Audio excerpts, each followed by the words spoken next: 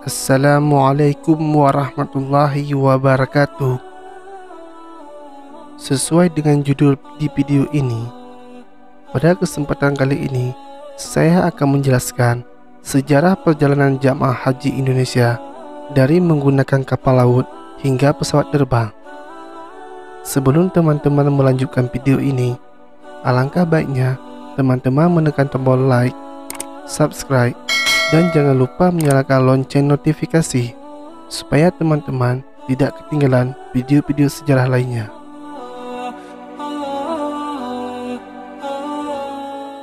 Di antara seluruh jamaah haji, orang Nusantara selama 1,5 abad terakhir merupakan proporsi yang sangat menonjol. Pada akhir abad ke-19 dan awal abad ke-20, jumlah mereka berkisar antara 10 dan 20% dari seluruh haji asing, walaupun mereka datang dari wilayah yang lebih jauh daripada yang lain. Malah pada dasawarsa tahun 1920-an, sekitar 40% dari seluruh haji berasal dari Indonesia. Orang Indonesia yang tinggal bertahun-tahun atau menetap di Mekah pada zaman itu juga mencapai jumlah yang cukup banyak. Sekurang-kurangnya sejak tahun 1860, bahasa Melayu merupakan bahasa kedua di Mekah setelah bahasa Arab. Bagi umat Islam Indonesia, ibadah haji sejak lama mempunyai peranan amat penting. Ada kesan mencari ilmu dan pahala di tanah suci. Orang Nusantara naik haji bahwa orang Indonesia lebih mementingkan haji daripada banyak bangsa lain, dan bahwa penghargaan masyarakat terhadap para haji memang lebih tinggi. Keadaan ini mungkin dapat dikaitkan dengan budaya tradisional Asia Tenggara. Sebelum adanya kapal api, perjalanan haji tentu saja harus dilakukan dengan perahu layar yang sangat tergantung kepada musim. Kemudian para jamaah haji juga menumpang pada kapal dagang.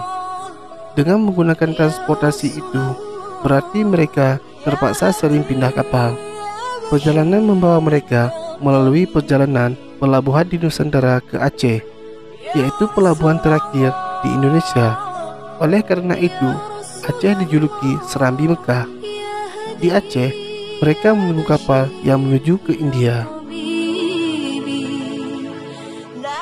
Di India, mereka kemudian mencari kapal yang bisa membawa mereka ke Hadramaut Yaman atau langsung ke Jeddah.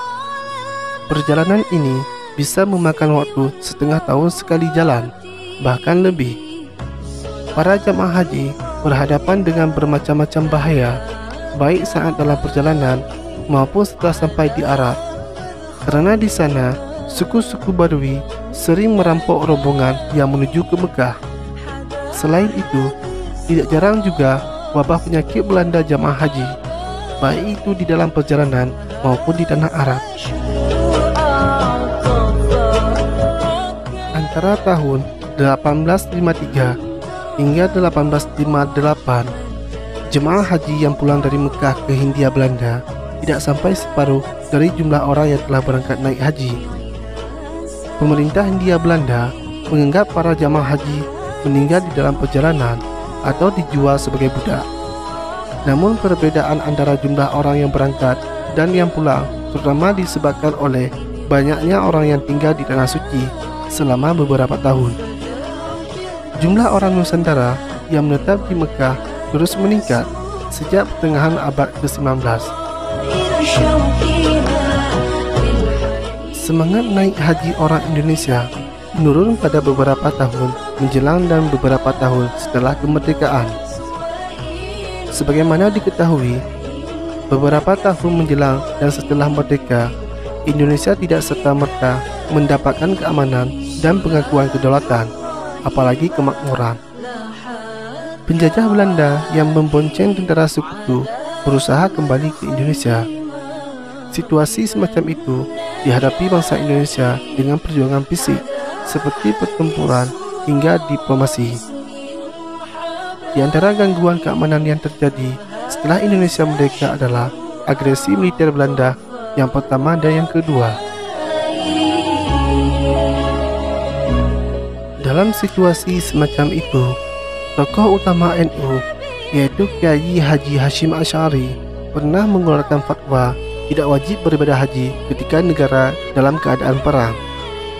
Fatwa tersebut kemudian menjadi maklumat Menteri Agama nomor 4 tahun 1947 yang menyatakan bahwa ibadah haji dihentikan selama negara dalam keadaan genting.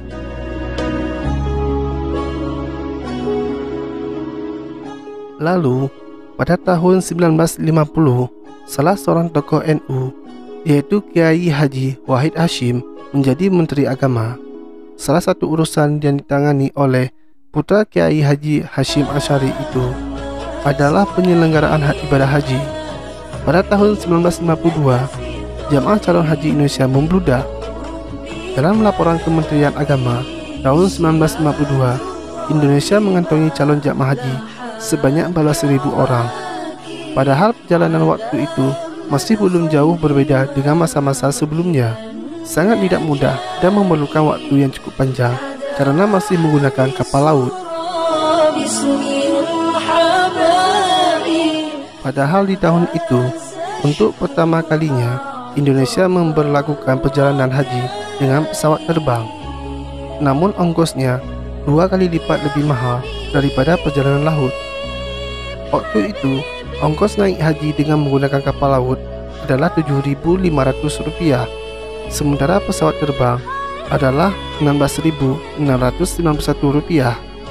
Oleh karena itu, perbedaan jumlah antara yang menggunakan kapal laut dan pesawat terbang sangatlah jauh, yaitu 14.031 orang berbanding dengan 293 orang yang menggunakan pesawat terbang.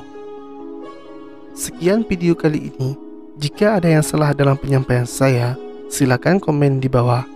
Dan sampai jumpa di video-video sejarah lainnya. Assalamualaikum warahmatullahi wabarakatuh.